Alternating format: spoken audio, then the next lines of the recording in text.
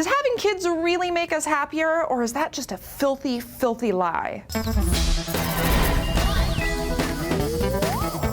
Hey guys, Tara here for DNews, and is there anything in the world that's better than the promise of a new child? Hourly feedings, midnight crying fits, cleaning out vomit and feces from all of your clothes. It truly is a magical time. Just kidding, it's terrible, but we do it anyway in hopes that our kids will grow up to be productive human beings who will someday do all of that stuff for us when we get old. Among other reasons, of course. Some people have kids because they feel like they should. Others do it because they feel like it'll bring them boundless joy that no other source could possibly provide. But when you really look at it in retrospect, you wonder, does having kids actually make us happier? That is the question posed in a new study published this week in the journal Demography. And the answer is yes, but only for some of us, and only up to a certain point. According to this research, parents' happiness tends to increase in the year before and after their first child is born. But after that point, their happiness quickly decreases and returns to the same level it was pre-child. Second children also follow a similar pattern, but peak happiness levels only reach about half of what they were for the parent's first child. And if you decide to have a third one, the difference in happiness is pretty much negligible.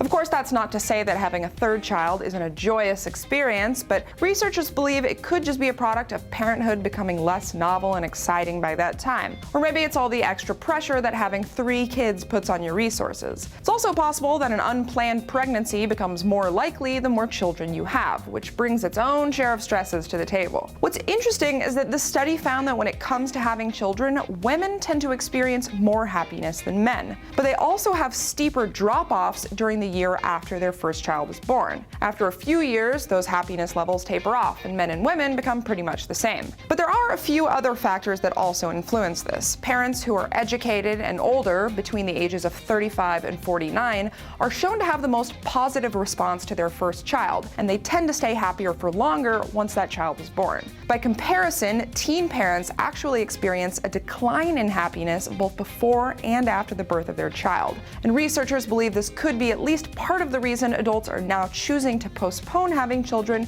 until later in life. What do you guys think about this? And if you have children, how did your happiness compare to what you thought it would be? You can let us know your answers in the comments below. Otherwise, thanks for watching.